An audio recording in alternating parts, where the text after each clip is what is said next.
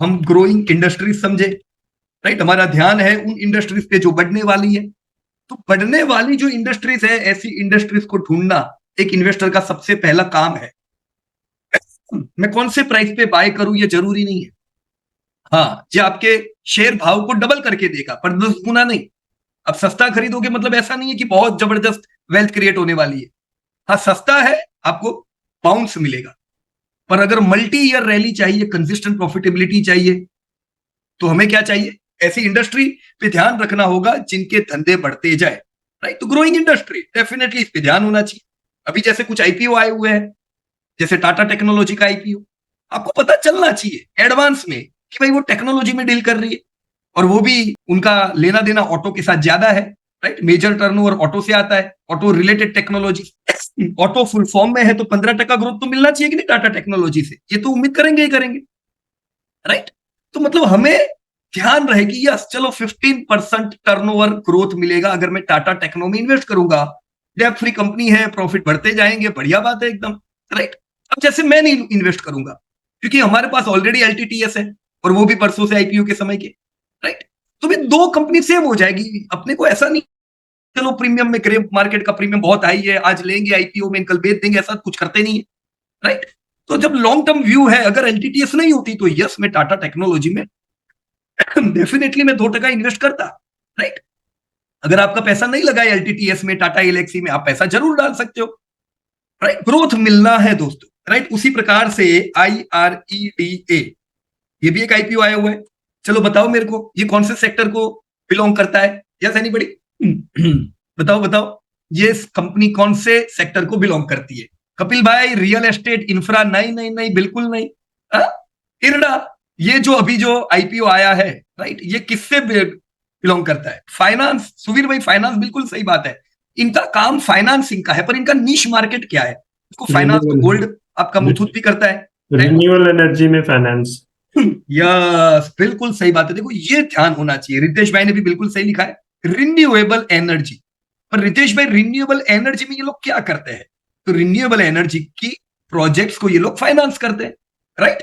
अब मैं आप सबको प्रश्न पूछता हूं, चलो मेरे को बताओ, अगर मैं खाली फाइनेंस लिखूं यहां पे, कोई फाइनेंस की एक अच्छी कंपनी का आईपीओ आया, राइट, मैं फाइनेंस की कंपनी से करीबन कितने ग्रोथ की उम्मीद रखूंगा, और ग्रोथ मिलेगा भी कि नहीं? क्या कहते हो आप लोग? फाइनेंस में मिलना चाहिए, अंदाजा अंदाजा अंदाजे से कितना मिलेगा अप्रोक्सीमेटली? 20% कपिल भाई? ज्यादा है 20%? 15% कंजर्वेटिव, चलो इतना तो मिलना ही चाहिए, बराबर ना? 15%। पर इसी में अगर मैं गोल्ड फाइनेंस में इन्वेस्ट करूंगा तो कोई गोल्ड फाइनेंस जैसे मन्नपुरम का तो आईपी ऑलरेडी आया है, मुथूट का आया है, राइट। कुछ और गोल्ड फाइनेंस की कंपनी आ गई, मान लो आईआईएफएल करती है, आईआईएफएल गोल्ड फाइनेंस का आईपीओ लेके आती है, तो मैं उम्मीद कितनी करूंगा गोल्ड फाइनेंस से? मेरे को पता है फाइनेंस मतलब 15% ग्रोथ, पर गोल्ड फाइनेंस कितना ग्रो करेगा? यस प्लीज, सही लिखा है कपिल भाई आपने, 10%, राइट ना? क्योंकि गोल्ड फाइनेंस कम ग्रो करता है। इसके साथ अगर व्हीकल फाइनेंस है ना, व्हीकल फाइनेंस पिछले 5 साल बड़े बुरे थे। सबसे बड़ी व्हीकल फाइनेंस की कंपनी कौन सी? लगाओ लगाओ दिमाग, which is the largest auto finance company in India? नहीं नहीं नहीं, बजाज फाइनेंस तो रिटेल फाइनेंस करती है कपिल भाई, रिटेल फाइनेंस में ये राजा है। तो मेरे भाई एचडीएफसी नहीं, वो हाउसिंग फाइनेंस। एसबीआई नहीं, वो भी हाउसिंग फाइनेंस। ये भी ऑटो में करती है, पर ऑटो का किंग है श्रीराम ट्रांसपोर्ट फाइनेंस। मतलब हम क्यों कह रहे हैं श्रीराम ट्रांसपोर्ट फाइनेंस? इनका निश मार्केट क्या है? ऑटो फाइनेंस करना। ये हो सकता है दूसरे 5 धंधे करते हो, पर इनको मेन टर्नओवर कौन देता है? Auto finance. तो ऑटो फाइनेंस का पिछले 5 साल बड़े बुरे थे, तो इन्होंने ग्रोथ ही नहीं किया। क्या कहेंगे? म्यूटेड ग्रोथ था। अब ऑटो में वापस एकदम तेजी आ गई है।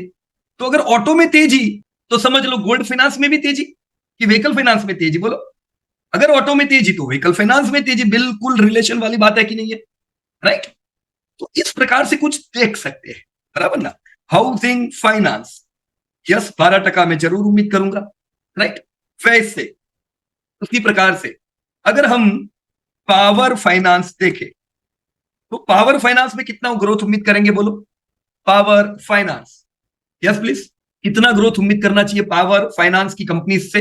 रिदेश भाई 10%, ओके। तो 10% तो लो ग्रोथ हुआ है ना फाइनेंस से। मतलब रिटेल फाइनेंस में मेरे को कितना ग्रोथ मिलेगा?